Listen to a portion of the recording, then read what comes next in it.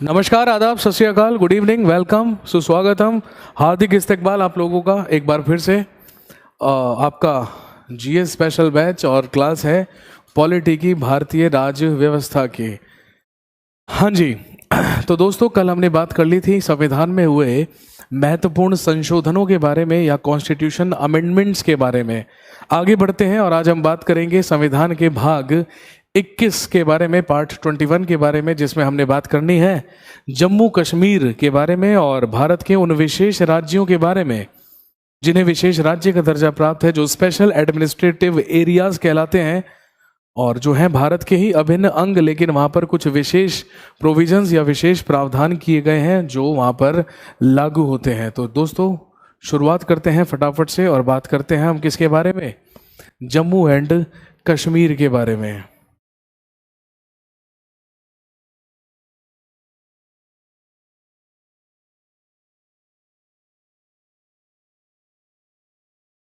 और हम सब जानते हैं जम्मू कश्मीर के बारे में जो प्रावधान है वो संविधान के आर्टिकल 370 में किए गए हैं, जो बेसिकली संविधान का पार्ट 21 है या भाग 21,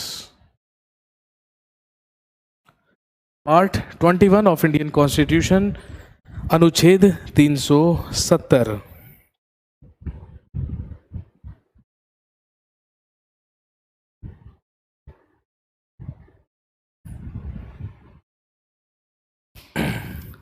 दोस्तों अगर हम बात करें जम्मू कश्मीर राज्य के बारे में या जम्मू कश्मीर स्टेट के बारे में, तो हमारे संविधान की अनुसूची 1 में, आपको याद होगा जब मैंने शेड्यूल 1 आपको बताया था या अनुसूची 1 के बारे में बात की थी, तो मैंने आपको बताया था कि अनुसूची 1 में भारत के सभी राज्य एवं केंद्र शासित प्रदेशों के नाम का उल्लेख है अनुसूची 1 में।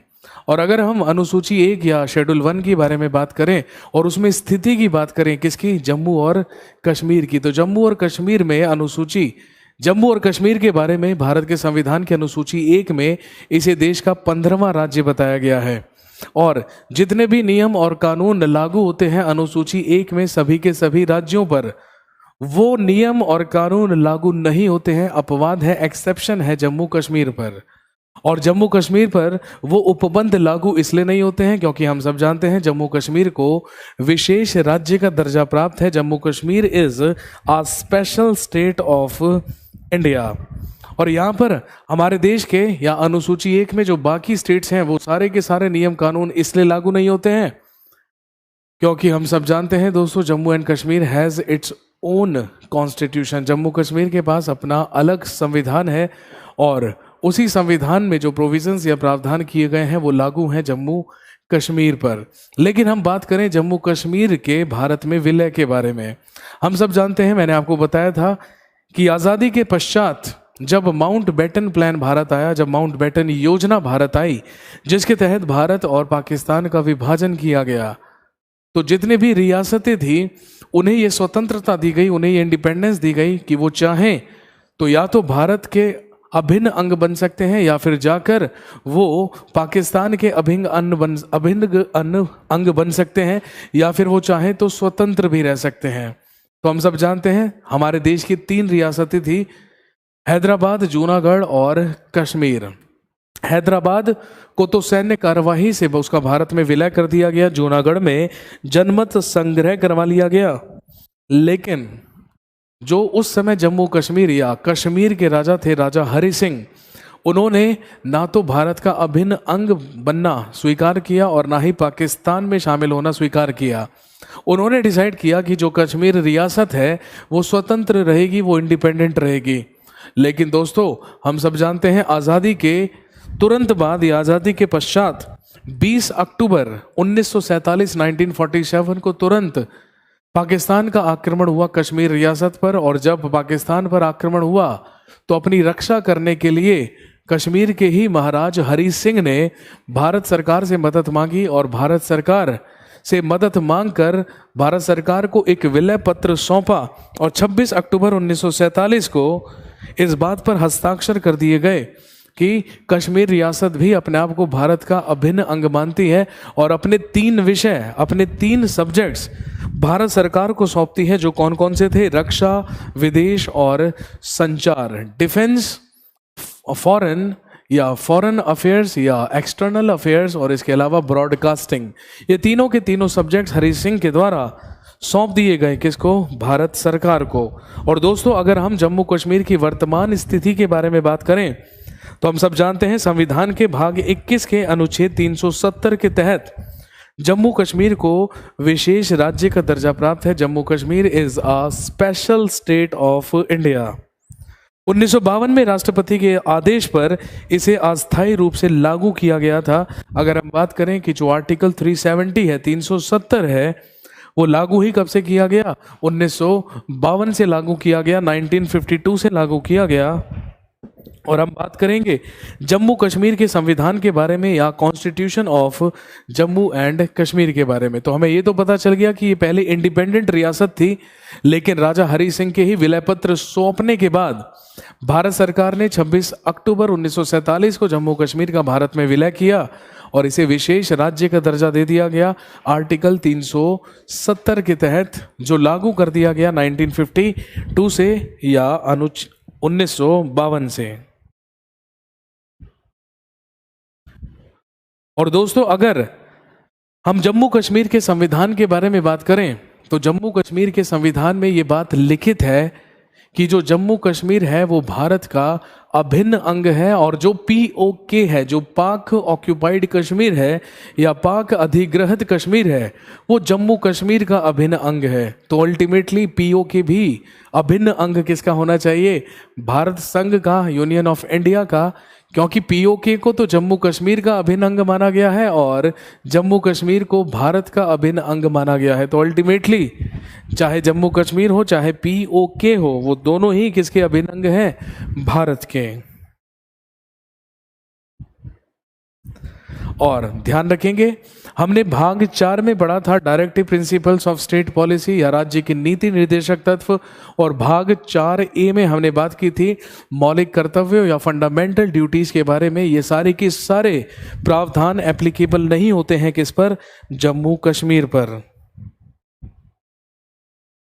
जम्मू कश्मीर राज्य का जो संविधान है वो अलग से लागू किया जाता है, और हम सब जानते हैं राष्ट्रपति के आदेश के बिना भारतीय संविधान में किसी प्रकार का संशोधन इस राज्य पर लागू नहीं होता है। अगर हम अपने संविधान में कोई भी अमेंडमेंट करते हैं या कोई भी संशोधन करते हैं तो वो भारत के हर अभिन्न अंग पर या हर पार्ट पर क्या होगा? लागू होगा।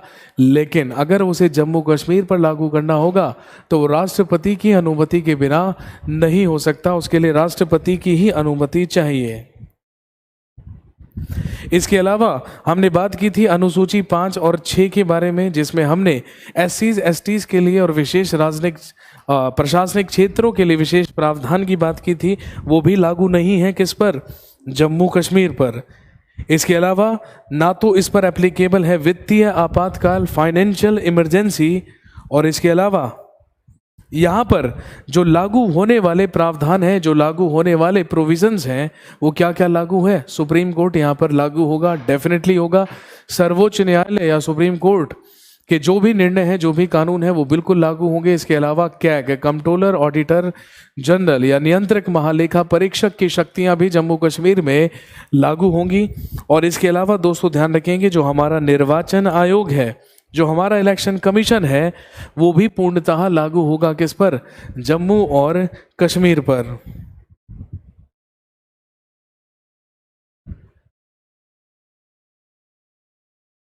तो चलिए अब हम बात करते हैं सबसे पहले जम्मू कश्मीर के संविधान के बारे में।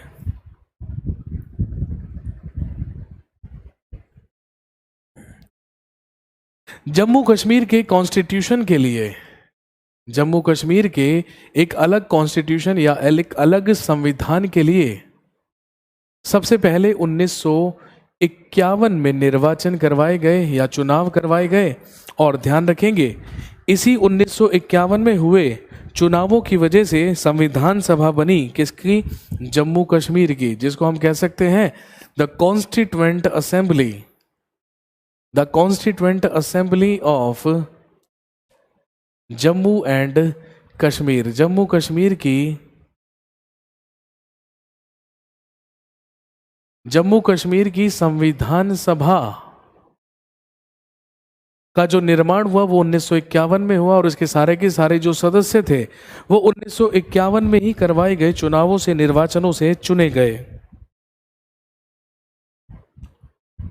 इसके बाद जम्मू कश्मीर के संविधान का निर्माण शुरू हुआ और दोस्तों ध्यान रखेंगे जम्मू कश्मीर का जो संविधान था वो बनकर तैयार हुआ 17 नवंबर 1957 में। जम्मू कश्मीर का संविधान बनकर तैयार हुआ, उसे स्वीकार कर लिया गया, उसे अंगीकृत कर लिया गया 17 नवंबर 1957 को, जिसे अप्लाई कर दिया गया, जिसे लागू कर दिया गया किस तिथि को?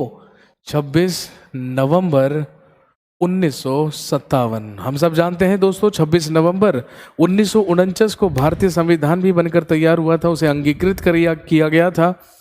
तो उसी तारीख को हमने जम्मू कश्मीर का संविधान लागू किया, जो लागू हुआ 26 नवंबर 1957 को। और अगर हम बात करें जम्मू कश्मीर की विशेषताओं के बारे में या प्रमुख प्रावधानों के बारे में, तो ध्यान रखेंगे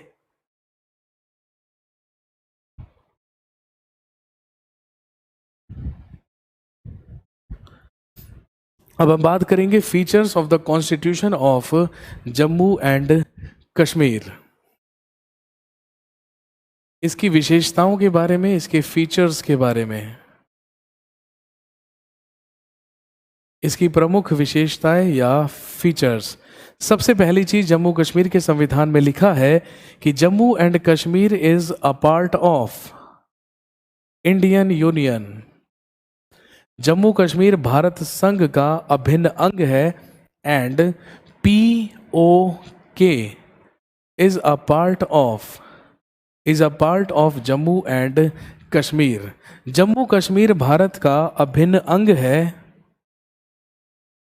जम्मू कश्मीर भारत का अभिन्न अंग है और पाक अधिकृत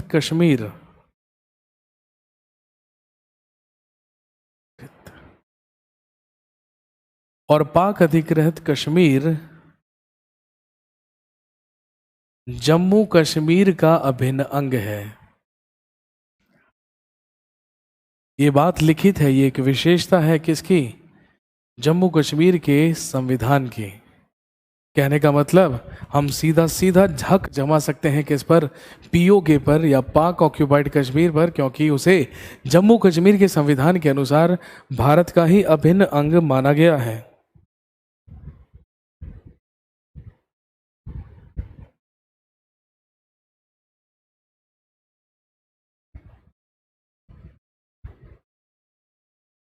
इसके अलावा ध्यान रखेंगे जम्मू कश्मीर का संविधान ही it ensures the liberty, equality and fraternity of the state.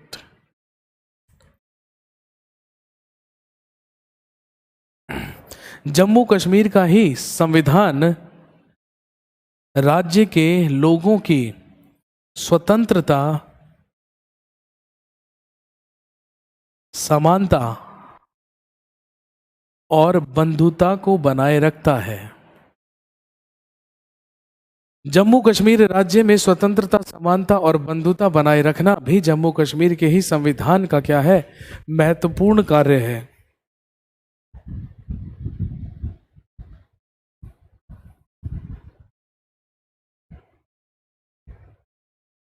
इसके अलावा अगला फीचर जो हम ध्यान रखेंगे जम्मू कश्मीर के संविधान का, the legislative division of this state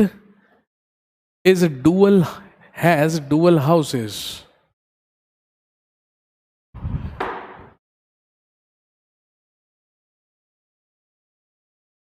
the legislative division of this state has dual houses, या आप कह सकते हैं इस राज्य का विधानमंडल इस राज्य का विधानमंडल द्विसदनीय है। कहने का मतलब इस राज्य के विधानमंडल में भी दो सदन होते हैं, दो हाउसेस होते हैं। और हम सब जानते हैं जिन राज्यों में दो हाउसेस हैं या जिन राज्यों के विधानमंडल में दो सदन हैं तो वहां पर विधानसभा भी होगी और विधान परिषद भी होगी। तो जम्मू कश्मीर की एक विधानसभा भी है और एक विधान परिषद भी है। और ध्यान रखेंगे, विधानसभा और विधान परिषद। और दोस्तों ध्यान रखेंगे, जम्मू कश्मीर की विधानसभा में 111 सदस्य हैं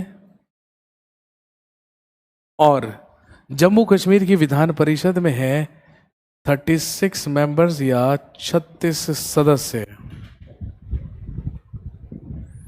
लेकिन मैंने तो आपको यही सिखाया था, मैंने तो आपको यही बताया था कि एक राज्य के विधान परिषद में न्यूनतम कितने मेंबर होने चाहिए, 40 मेंबर होने चाहिए। और मैक्सिमम कितने हो सकते हैं, विधानसभा के सदस्यों का 1/3 हो सकते हैं। अब देख लीजिए, आप चाहे आप 111 का 1/3 निकाल लीजिए तब भी 40 नहीं आएगा। और मैंने कहा विधान परिषद में तो मिनिमम ही कितने मेंबर्स होने चाहिए, 40। लेकिन यहाँ पर तो दोस्तों कितने हैं, 36। तो ध्यान रखेंगे, इसीलिए है क्योंकि जम्मू कश्मीर को विशेष राज्य का दर्जा प्राप्त है। और क्योंकि विशेष राज्य का दर्जा प्राप्त है इसीलिए विधानसभा में 111 सदस्य और विधान परिषद में 36 मेंबर्स या 36 मेंबर्स का प्रावधान किया गया है। कहाँ पर, जम्मू और कश्मीर में।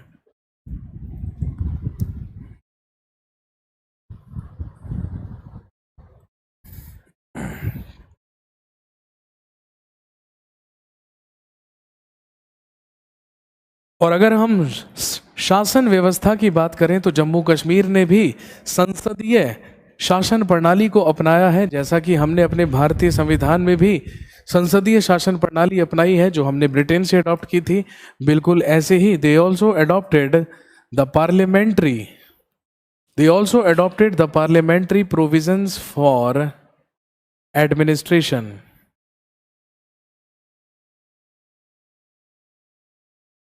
इसमें भी प्रशासन के लिए,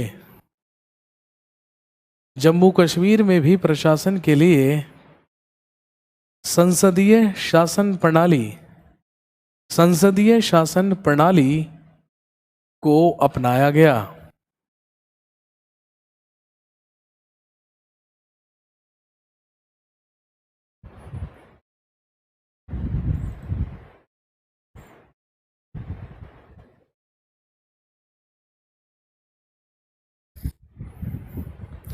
और दोस्तों अगला प्रावधान ध्यान रखेंगे, जम्मू कश्मीर के केवल उसी नागरिक को, केवल उसी निवासी को वहां का मूल निवासी माना जाएगा जो कब से वहां पर रह रहा हो, 14 मई 1954 या उससे पहले। तो ध्यान रखेंगे 14 मई 1954 से पहले या 14 मई 1954 से जो भारत के जम्मू कश्मीर में रह रहा है, केवल वही व्यक्ति वहां का क्या है, परमानेंट रेजिडेंट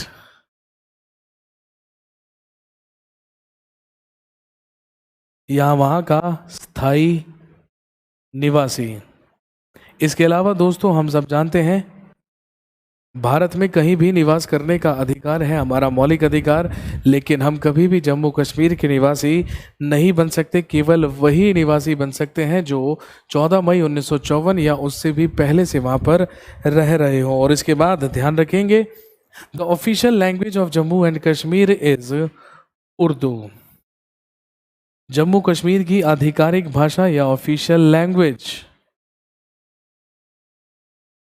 घोषित की गई है उर्दू।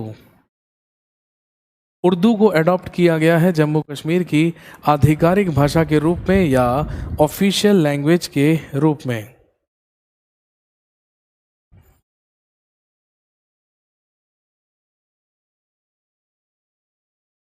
ये हैं वो फीचर्स, ये हैं वो कुछ विशेषताएं जो किसकी हैं, जम्मू कश्मीर के संविधान की।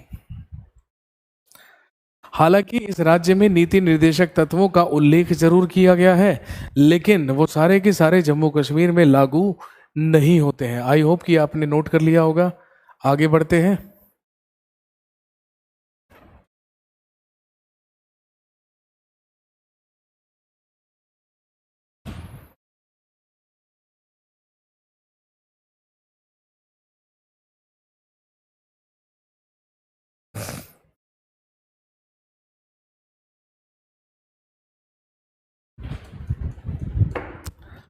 अब हम बात करते हैं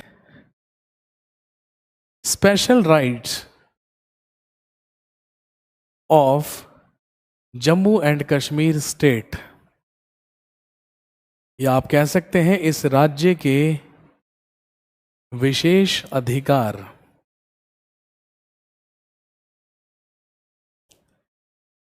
special rights of Jammu and Kashmir state, या इस राज्य के विशेष अधिकार। और इस राज्य के विशेष अधिकारों में सबसे पहला जो अधिकार है वो ये है, अगर आर्टिकल 352 का इस्तेमाल करके, अब हम सब जानते हैं आर्टिकल 352 में क्या है, नेशनल इमरजेंसी, जो दो आधार पर लग सकती है, या तो बाहरी आक्रमण के आधार पर या फिर देश में हुए आंतरिक विद्रोह के आधार पर। तो ध्यान रखेंगे, अगर भारत का राष्ट्रपति अनुच्छेद 352 का इस्तेमाल करके आंतरिक रिवोल्ट या आंतरिक विद्रोह के कारण इमरजेंसी लागू करता है या आपातकाल की घोषणा करता है, तो वो जम्मू कश्मीर राज्य सरकार की अनुमति के बिना जम्मू कश्मीर में एप्लीकेबल नहीं हो सकती। तो article 352 can not be applicable, article 352 can not be applicable in J&K without the permission of state government. लिख सकते हैं, राज्य सरकार की अनुमति के बिना, राज्य सरकार की अनुमति के बिना राष्ट्रपति द्वारा घोषित की गई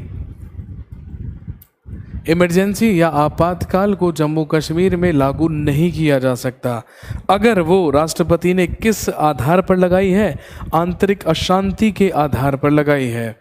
अगर वो बाहरी आक्रमण के आधार पर लगी है तो ऑब्वियसली जम्मू कश्मीर पर भी लागू होगी, लेकिन अगर वो आंतरिक अशांति के लागू आधार पर लगी है तो फिर जम्मू कश्मीर में वो नहीं लागू हो सकती।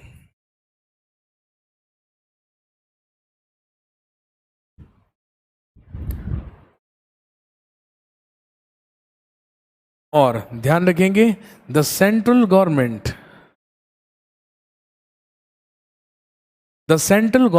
Can not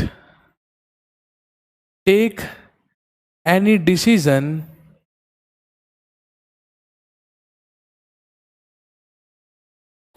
the central government cannot take any decision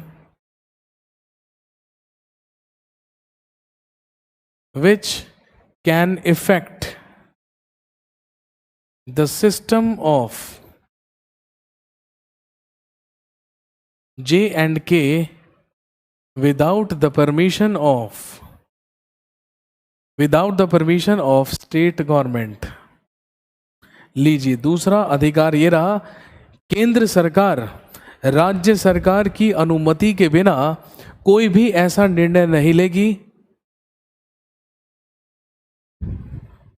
जो जम्मू और कश्मीर की व्यवस्था को क्या करे, प्रभावित करे। लिख सकते हैं, केंद्र सरकार राज्य सरकार की अनुमति के बिना ऐसा कोई निर्णय नहीं लेगी जिससे जम्मू कश्मीर की राज्य की जो व्यवस्था है वो प्रभावित हो या वो भंग हो।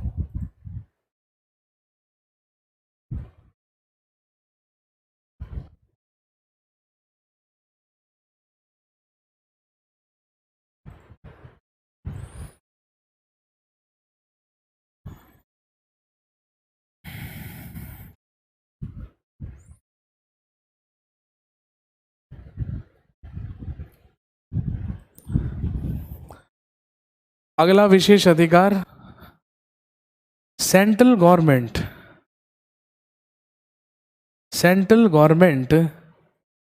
Can not apply article 360 in Jammu and Kashmir. केंद्र की सरकार जम्मू कश्मीर में अनुच्छेद 360 को या वित्तीय आपातकाल को लागू नहीं कर सकती। जो वित्तीय आपातकाल है वो जम्मू कश्मीर पर लागू नहीं होगा।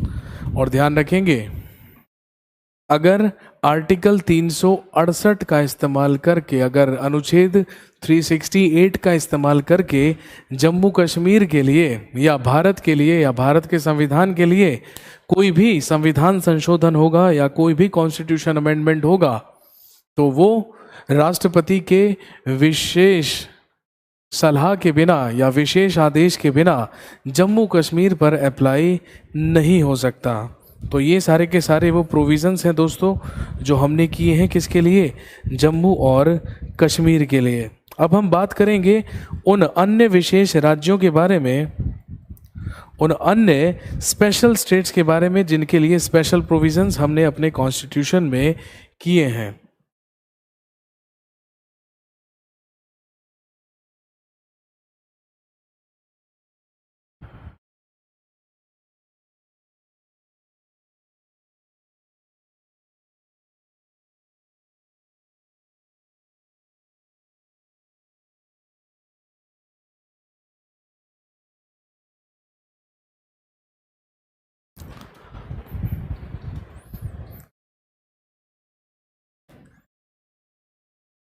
Special provisions for special administrative areas, विशेष प्रशासनिक क्षेत्रों के लिए,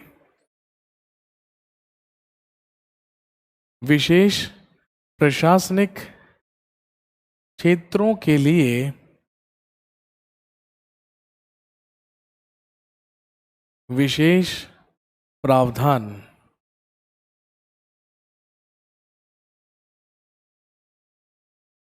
विशेष प्रशासनिक क्षेत्रों के लिए विशेष प्रावधान या special provisions for special administrative areas.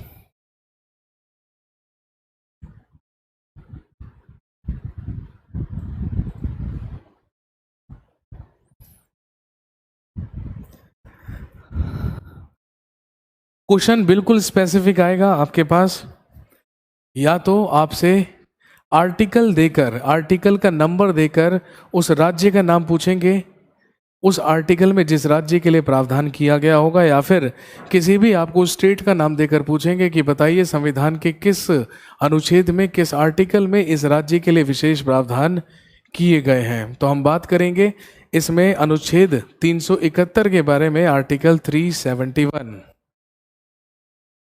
सबसे पहला होता है आर्टिकल 371 जिसमें है स्पेशल प्रोविजंस फॉर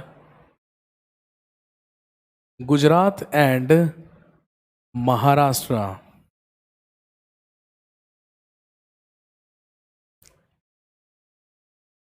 गुजरात एवं महाराष्ट्र के लिए, गुजरात एवं महाराष्ट्र के लिए विशेष प्रावधान।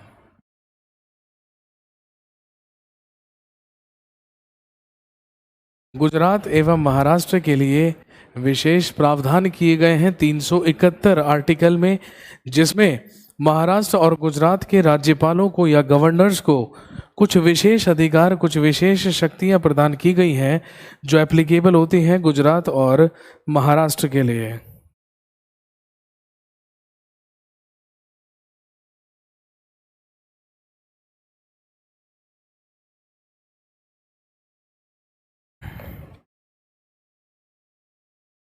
Special provisions for Gujarat and Maharashtra, इसमें है गुजरात और महाराष्ट्र के लिए विशेष प्रावधान।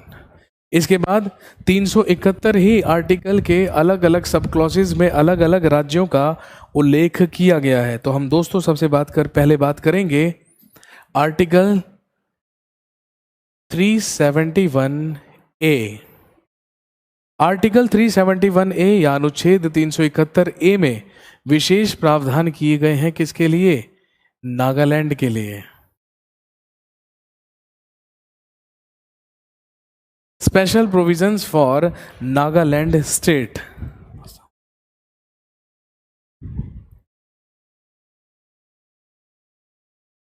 नेक्स्ट आर्टिकल 371 बी, जिसमें है स्पेशल प्रोविजंस फॉर असम। इसके बाद article 371 C, special provisions for Manipur state. Manipur राज्य के लिए विशेष प्रावधान।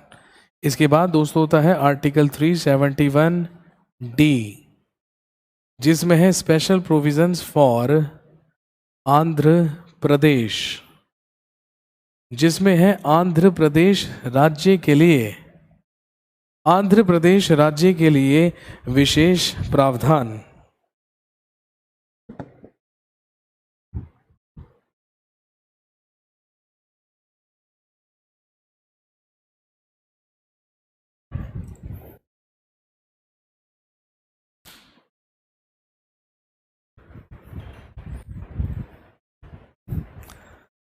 और आर्टिकल 371 ई,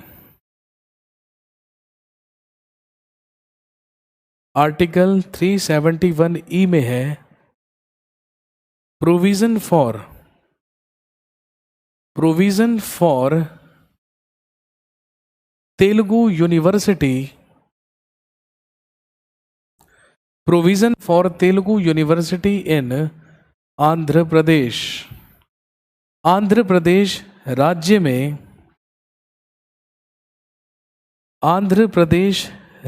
में तेलुगु विश्वविद्यालय का प्रावधान या तेलुगु विश्वविद्यालय की स्थापना का प्रावधान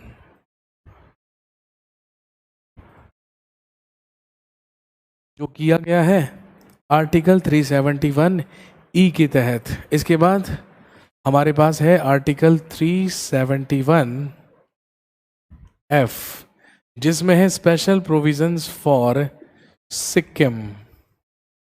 सिक्किम राज्य के लिए विशेष प्रावधान। ये सारे के सारे वो विशेष राज्य हैं जिनका हम उल्लेख कर रहे हैं आर्टिकल 371 के तहत। इसके बाद आर्टिकल 371 जी, जिसमें है special provisions for Mizoram state या मिजोरम राज्य के लिए विशेष प्रावधान।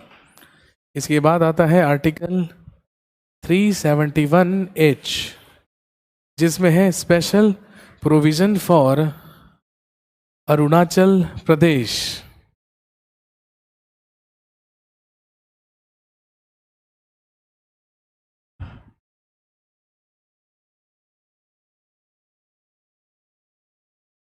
नेक्स्ट आर्टिकल 371 आई, जिसमें है special provisions for Goa state. हम सब जानते हैं गोवा को भी विशेष राज्य का दर्जा प्राप्त है। हम सब जानते हैं गोवा में भी विधानसभा में वैसे तो मिनिमम 60 मेंबर होने चाहिए, लेकिन गोवा विधानसभा में मिनिमम मेंबर्स की संख्या केवल 40 है।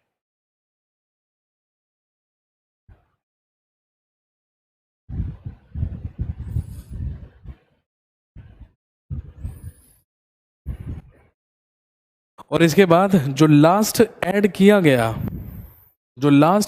गया वो 98वें संविधान संशोधन 2012 के तहत जोड़ा गया, जो था आर्टिकल 371 जे, जिसके तहत विशेष प्रावधान किए गए हैं किसके लिए? For Hyderabad and Karnataka. हैदराबाद और कर्नाटक क्षेत्र के लिए विशेष प्रावधान किए गए हैं आर्टिकल 371 जे में, आर्टिकल 371 जे। तो दोस्तों हमने दो चीज़ें निपटाई, जम्मू कश्मीर राज्य के बारे में या विशेष प्रावधानों के बारे में हमने बात की, और special provisions for special administrative areas के बारे में हमने बात की, जिसमें आपको इस पार्ट में आपको स्ट्रिक्टली आर्टिकल्स याद रखने हैं। ये सारे के सारे आर्टिकल्स इंपॉर्टेंट हैं भाई। देखिए 370 कभी भी आपको एग्जाम में नहीं पूछा जाएगा। जम्मू कश्मीर राज्य के बारे में आपसे कभी नहीं पूछेंगे एग्जाम में, लेकिन ध्यान रखेंगे हमेशा आपसे पूछा जाएगा किसके बारे में? इन विशेष राज्यों के बारे में। तो इस चीज का ध्यान रखें।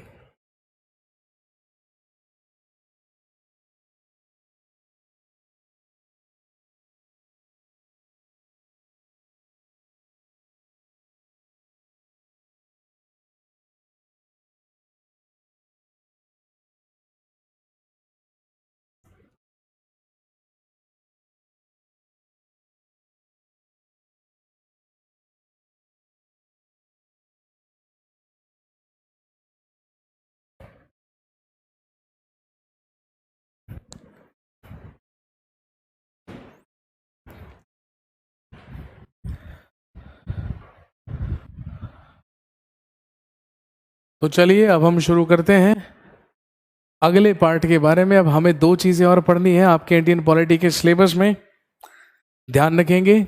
एक तो केंद्र और राज्यों के बीच में संबंध, relations between centre and states, और दूसरी चीज हमें पढ़नी है पंचायत एंड म्युनिसिपैलिटीज। आज बुधवार है, आज वेडनेसडे है, आप सब जानते हैं, कल थर्सडे है। तो मान के चलिए कि आज के बाद जो ये पॉलिटी की क्लास है ये मैक्सिमम कल और परसों तक और चलेगी। हो सकता है कल ही कल चले, कल परसों में हम पॉलिटी का सिलेबस फिनिश कर लेंगे और उसके बाद 2 क्लासेस एक्स्ट्रा रखी जाएंगी जिसमें आप लोगों के डाउट्स होंगे, आप लोगों के सवाल होंगे, तो वो आप लोग डाउट्स वगैरह पूछ सकते हैं। तो जैसे ही मैं परसों सिलेबस कंप्लीट कराऊंगा पॉलिटी का, उसके बाद हम 1 या 2 सेशंस और रखेंगे जिसमें आपके केवल और केवल डाउट्स लिए जाएंगे, जिसमें सिर्फ और सिर्फ डाउट्स बताए जाएंगे।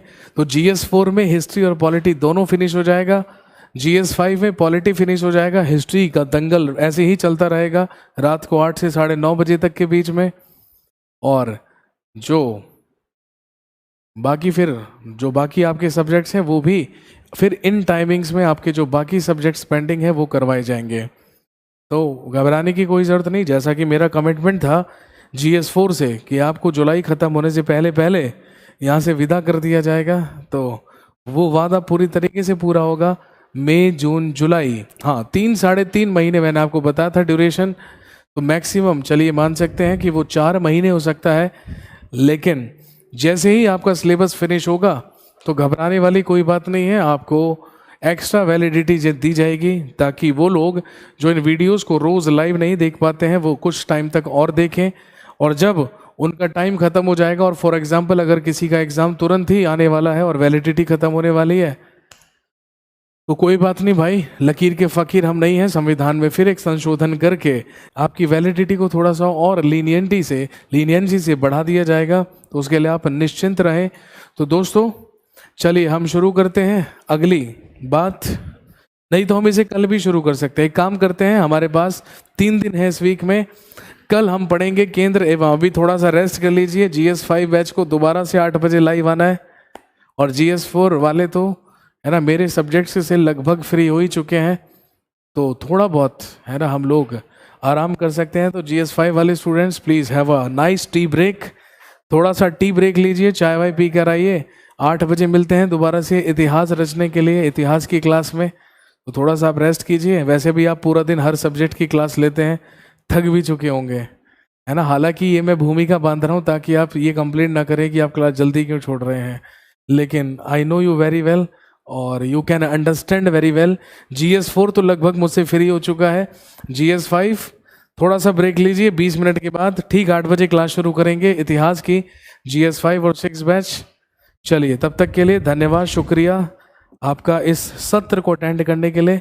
कल मुलाकात होती है और बस अब हमें एंड टच या फिनिश टच देना है किसको, इंडियन पॉलिटी को। कल और परसों में आपका सिलेबस कंप्लीट हो जाएगा। Thank you so much. Good night, शुभ रात्रि, शब्बा खैर।